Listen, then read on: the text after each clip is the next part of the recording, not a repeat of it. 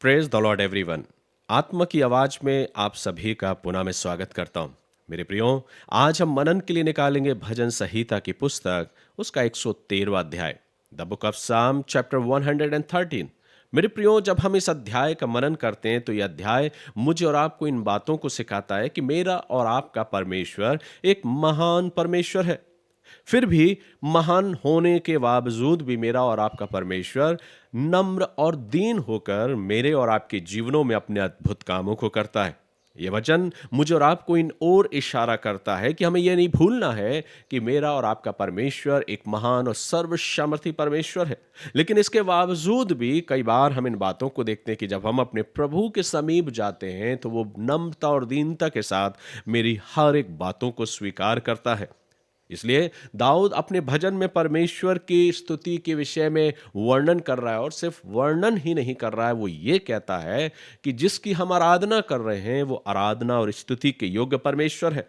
इसलिए 113वें अध्याय के पहले, दूसरे और तीसरे पद में दाऊद इस प्रकार से आराधना करते हुए कहता है, यह की स्तुति करो, हे यहोवा के दासो स्तुति करो, यहोवा के नाम की स्तुति करो।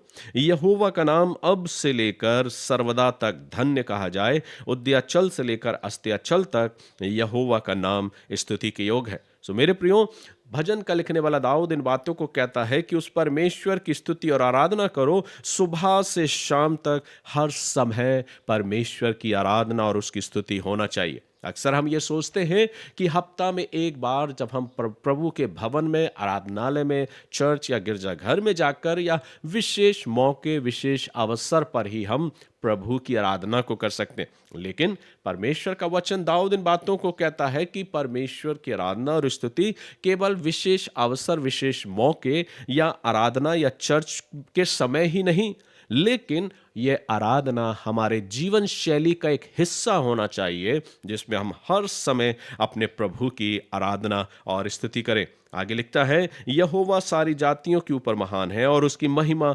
आकाश से भी ऊंची है। अर्थात ये वचन मुझे और आपको इस बात को सिखाता है कि वो परमेश्वर इतना महान, इतना सर्वसामर्थी होने के बावजूद भी वह कई बार मुझको और आपको अपनी निगाहों से झुककर देखता है।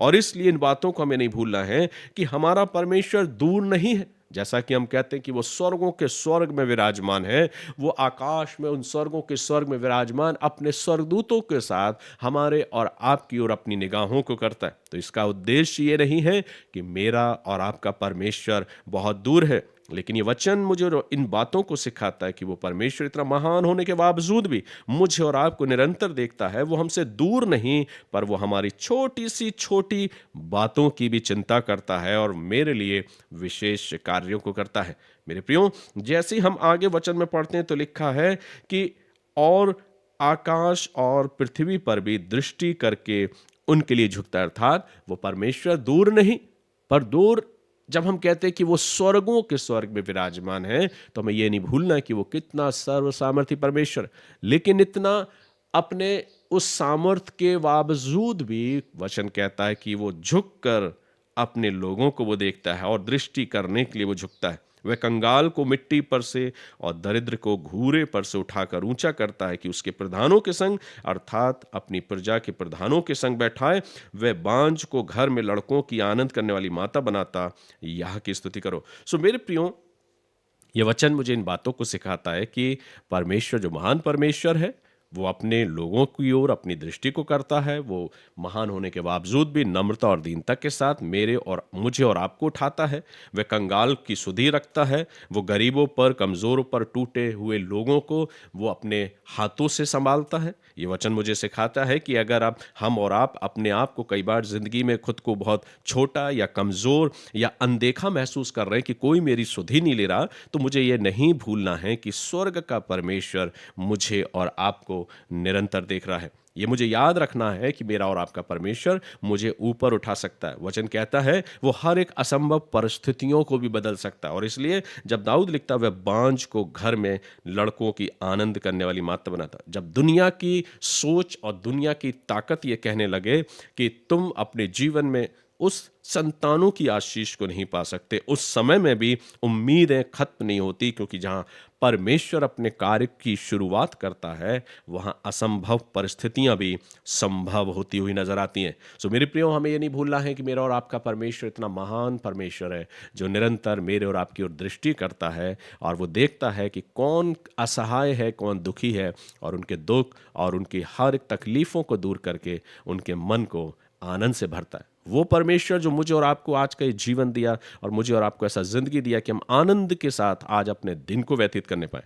क्या मेरा और आपका ये कर्तव्य नहीं बनता कि हम उसके नाम की स्तुति करें, उसकी नाम की महानता का प्रचार करें? सो प्रभु आप सभी को अपनी अपार आशीष और अपने अनुग्रह से परिपूर्ण करे, और ऐसा होने दे कि हम अपने जीवन के सफ़र में परमेश्वर की आराधना सिर्फ विशेष मौके और अवसर पर ही नहीं, अपनी जिंदगी का एक हिस्सा बनाए कि हम चलते फिरते अपने प्रभु की आराधना करें। प्रभु इन वचनों के द्वारा आप सभी को आशीष दो और ऐसा अवसर दे कि हम सब प्रभु की आराधना में यूं ही आगे बढ़ते जाएं। God bless you. प्रभु आप सभी को आशीष दे।